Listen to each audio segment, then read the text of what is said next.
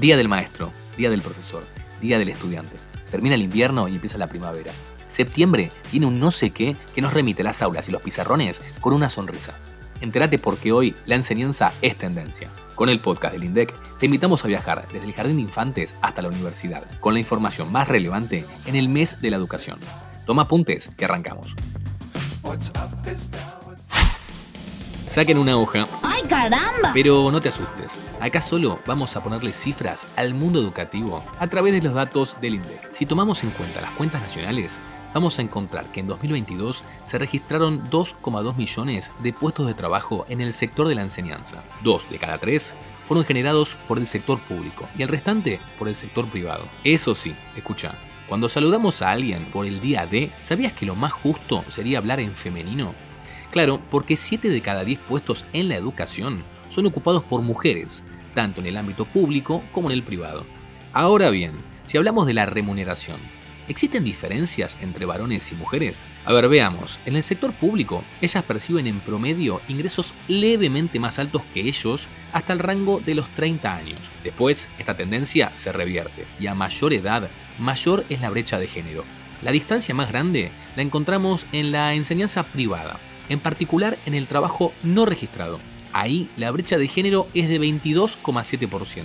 Todos estos datos, como siempre les decimos en el podcast, están al alcance de un clic. En este caso, a través del informe más reciente de la remuneración al trabajo asalariado, ingreso mixto e insumo de mano de obra, por sexo y tramos de edad. Tomémonos unos segundos de recreo y pasemos al otro lado del escritorio, mirando para el pizarrón.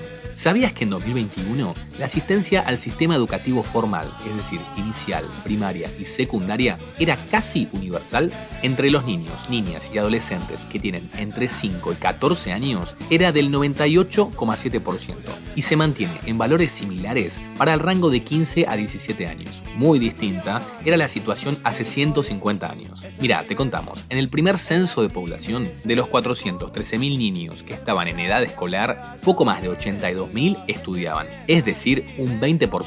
Un siglo y medio después, el proyecto sarmientino daría sus frutos. Sin embargo, atención a un dato.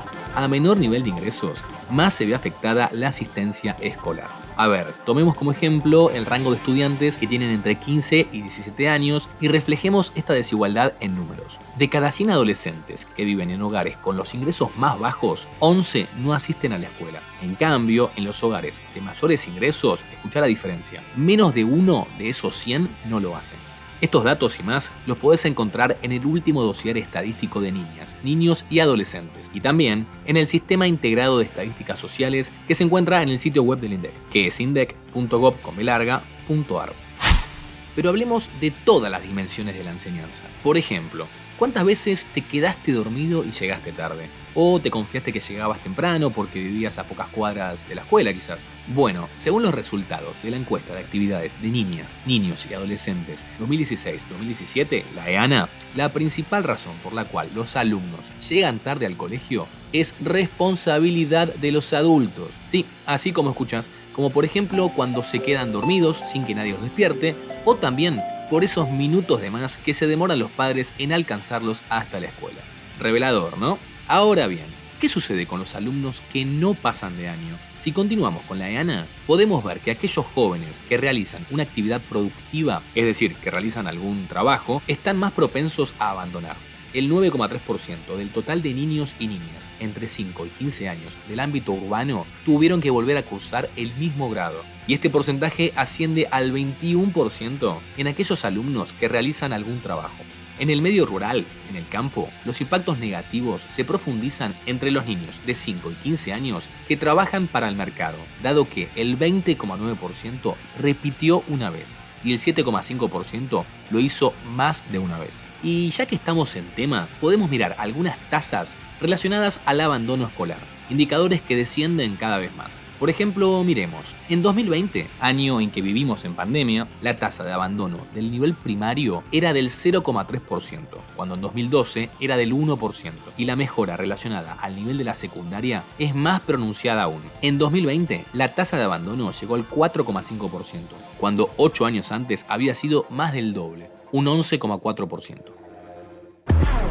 Hasta ahora nos concentramos en los felices pasillos de nuestras escuelas, pero también tenemos información oficial sobre las universidades de nuestro país. A partir de los datos del Ministerio de Educación de la Nación, conocemos que en 2020 había casi 1.900.000 personas que estudiaban en universidades públicas y que más de 73.000 egresaron ese mismo año, aproximadamente 15.000 menos que en 2019. Si armáramos un podio, la Universidad de Buenos Aires, la UBA, es la que tenía más alumnos, con casi 340.000 estudiantes, seguida por la Universidad de Córdoba, con poco menos de 167.000, y la Universidad Nacional de La Plata, que superó las 116.000 personas inscritas. Si hacemos foco en las universidades privadas, la cantidad de alumnos en el 2020 fue de poco más de 445.000 estudiantes, de los cuales un poco más de 48.000 llegaron al imborrable momento de ser homenajeados con harina y huevos. Y te dejamos una pequeña tarea para que revises con el Anuario Estadístico 2021.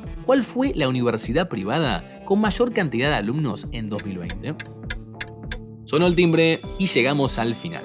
Por el día de hoy, suficiente. Te dimos muchos datos para estudiar y repasar.